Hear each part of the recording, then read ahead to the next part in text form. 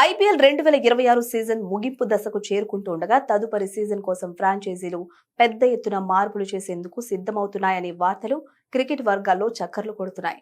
ముఖ్యంగా captains, coaching staff, కీలక ఆటగాళ్ల భవిష్యత్తుపై అనేక ఊహాగానాలు వినిపిస్తున్నాయి. ఈ నేపథ్యంలో పలు జట్లలో సంచలనాత్మక నిర్ణయాలు తీసుకునే అవకాశాలున్నట్లు తెలుస్తోంది.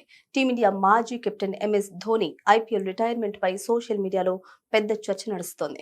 చెన్నై సూపర్ కింగ్స్ కు ఎన్నో విజయాలు అందించిన ధోని ఈ సీజన్ అనంతరం తన ఐపీఎల్ కెరీర్ కు గుడ్ బై చెప్పే అవకాశం ఉందని సమాచారం.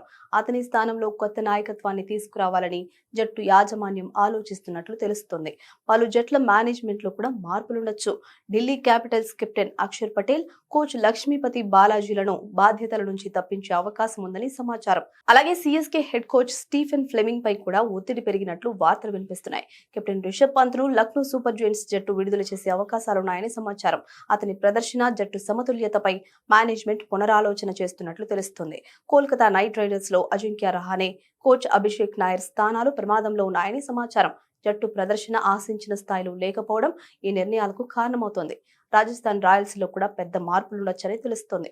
రియాన్ పరాగ్ ను జట్టు నుంచి తప్పించి యువ స్టార్ యశస్వి జైస్వాల్ కు కెప్టెన్సీ అప్పగించే అవకాశాలున్నట్లు సమాచారం. ముంబై ఇండియన్స్ లో కూడా కెప్టెన్సీ మార్పు చర్చనీయాంశంగా మారింది. ప్రస్తుత కెప్టెన్ హార్దిక్ పాండ్యాను బాధ్యతల నుంచి తప్పించి స్టార్ బ్యాట్స్మెన్ సూర్యకుమార్ యాదవ్ కు కెప్టెన్సీ అప్పగించే అవకాశాలపై చర్చ జరుగుతోంది.